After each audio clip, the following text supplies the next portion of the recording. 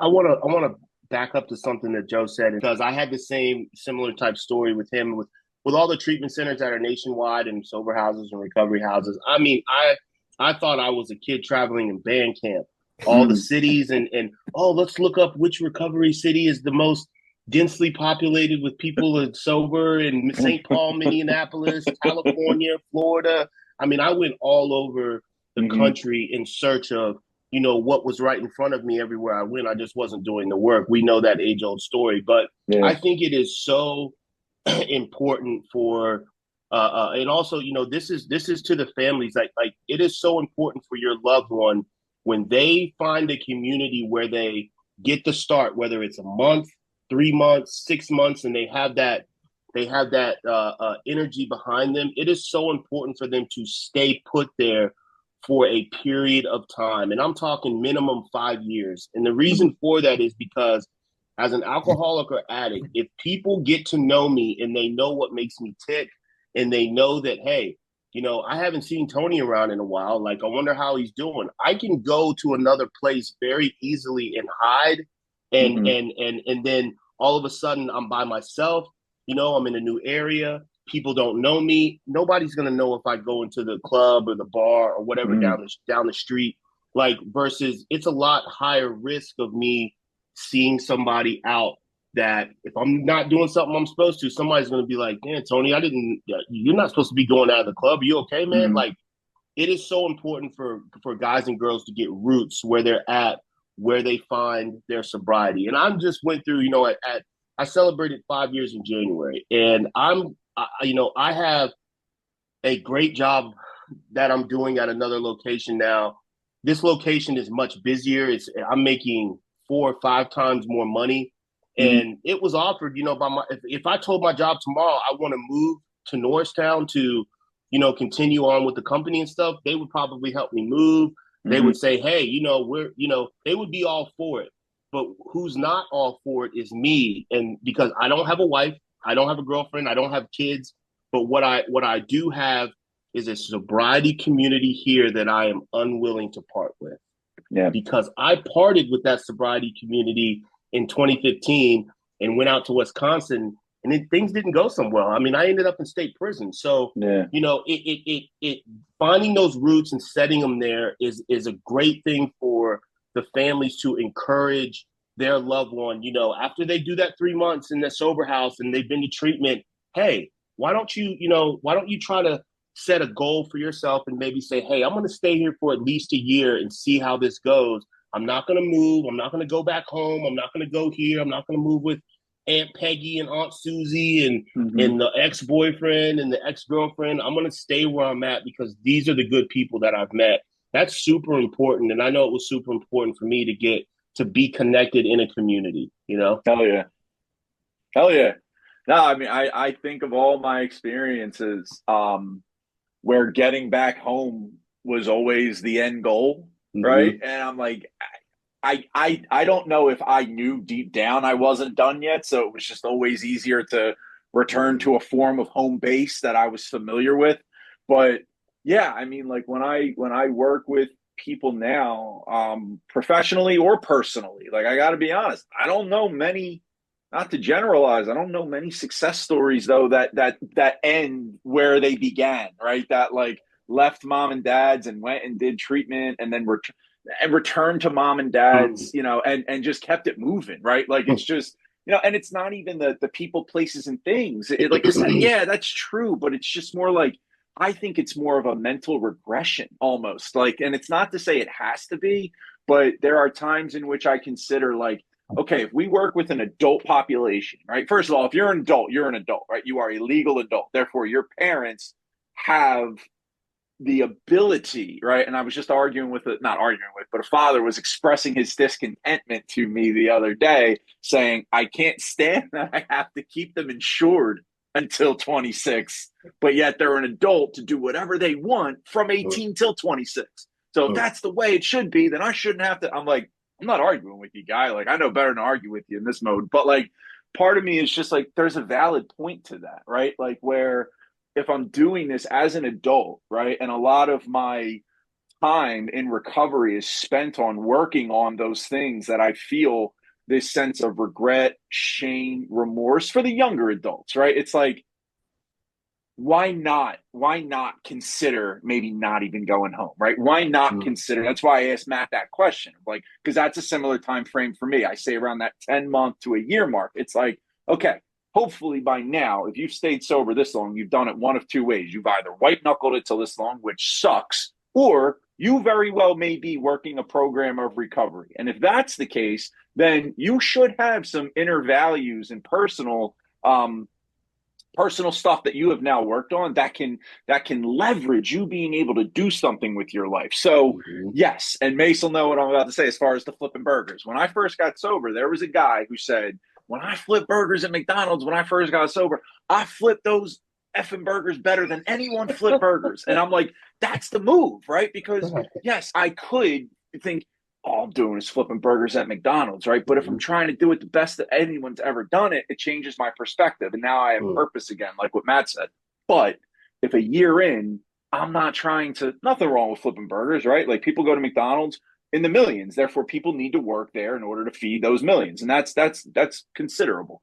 But if my goal is to that level up, right, to that form of a greater purpose, or I want to apply this gift that I have of life again, like I'm not likely doing that while I'm just working at McDonald's if I'm not also leveraging other things. So to that point, I say, what do you want to do? You know what I mean? Like, there are no pipe dreams anymore as when we're sober, right? Like, there are no Mm. pipe dreams to a 29-year-old who lived from 18 to 29 getting high on every substance in the book, most of which has put a lot of my friends into the ground. And I'm Mm. still here, not to say, like, oh, that's too grandiose. Oh, a master's degree is too out of reach. Like, no, it's like, let's find a way to make it fit into what you're doing. So around that year mark, I tell people, what are we doing? Are we Mm.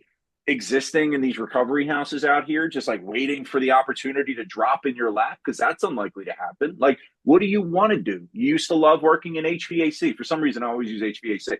You always loved working when you worked as a summer as a technician in an HVAC company. Go to school. There's a Penco Tech right in Bristol, right around the corner, right? Like, Mm-hmm. like let's make moves like that. Those are the types of people I like to kind of surround myself with. Like, are the people who are making moves to get themselves to whatever is next. And I feel like when the 19-year-old or 20-year-old has that social support group, like you mentioned, Tony, that are making those moves, Yeah. they don't want to be the one not. No. They don't want to be the one, oh, you're making moves to go back to school and get degrees or start, your own landscaping company or LLC, something that you're going to go into business for yourself. They don't want to move back in with mom and dad at that point, right? Like, and it's not to say that shouldn't be a goal to aspire to, but it's like, what are we doing? That's like my fundamental question is like, what are Mm. we doing? What are we doing with this for the younger adult population, the failure to launch population, the ones that are still heavily relying upon mom and dad population? Like, what are we doing to help us to get to? And I did that at 29. So it's not like it Mm. should be within this earlier onset of early 20s or anything like that. But I needed that. And that's why I love doing the family programming, because working with Mace would remind me of what my mother had benefited from that changed my life, because Mm. my mom learned how to apply these principles of, listen, if you're going to do that, you're not doing it in my house, right? Mm-hmm. And this is my house. This isn't the house that you get to live in because I allow you to, type of thing, right? Mm. And I mean, it does, like, it always comes back to, what are we doing? You know what I mean? Like, are we just trying to, and at times we just feel like we need to just survive the day, right? But then there's other times where I'm like, I'm trying to make some moves here, and I try to surround myself with people who kind of do the same thing, like, I have a network of people, like Matt said, like, it's small, it's concentrated, you know what I mean? Like, two of them were guys that I met the first day I got out to this area, and those two guys were in my wedding a year and a half ago, right? Like, Mm-hmm. those are the types of moves I'm talking about, like, where as our lives progressed, like, we moved with it. You know what I mean? Like, we were no longer. I think that's where people get jammed up. Is like, I'll ask a dude with 5 years sober, like, what are you grateful for? Oh, I'm grateful to not be waking up hungover. Like, that's awesome, but like, what else, right? Like, let's be forward thinking here, right? Like, you're grateful for two things: where you're going or where you no longer are. If you're too far down the line and you're still only just grateful for where you no longer are, like, Mm-hmm. does that suggest you don't really have something to be working toward? And that's, I mean, something I found to be true in my own experience, where I'm like, I need to be grateful for today because it could be back there, but yet still, like, my eyes are forward. You know what I mean? My eyes got to be going forward. Otherwise, I get stagnant. You know, I get stagnant. So is what I'm hearing you say, and correct me if I'm wrong, keep me honest, guys, that for the younger population, that 18 to late 20s, that you would tell family members or advise them, suggest to them not to have their loved one come home. I would say, what are you going home to? Like, I Mm-hmm. get it. If you're Mm-hmm. 45, you have a spouse, you have two kids that you're trying to get ready to send off to college. They depend on you to feed them and, pay the way and support them. Like, I get that. Like, you're not just going to be like, oh, sorry, guys, I'm going to hang out in Levittown for Yeah, the next I'm five good. I'm years. gonna be Like, in a recovery house. Yeah, yeah, good that's luck, not happening. um but if you're 22, 25, whatever, like what are you going back to? Because you clearly weren't happy where you were, Mm-hmm. like maybe you had a relationship, maybe you were single, you probably like had a job you didn't like or lost a job that you did like somewhere along the way, depending on how like your run went. Mm-hmm. um and it's like what is at home that I need to get back to? Because all those Yeah. things can be, hey, I can, get that job. I can be the best burger flipper. I can buy that new TV, like whatever it is, I can salvage. Um, but what I would say is I think it comes down to motivation. And ideally, you want someone that's going to be internally motivated. So that's, hey, I've been raised in this way that I have this sense of I want to achieve great things. I want to have a purpose. I want to be proud of the job that I have and the money I make and what I can provide for myself and other people. And that requires me to go out, get a job and figure out what I want to do. But not everyone's like that. I get that. Some people weren't raised that way. Some people just don't have the self-esteem or whatever at this point in their life. So where does the external motivation come in? That's, hey, I need to figure out how to not be homeless. Yeah. Hey, I can't go home because my parents won't let me, so I need to, pay for my own food or my own car or Mm-hmm. get to, whatever. I want to see my girlfriend and that requires me to have 250 for the bus every Friday, like whatever it is.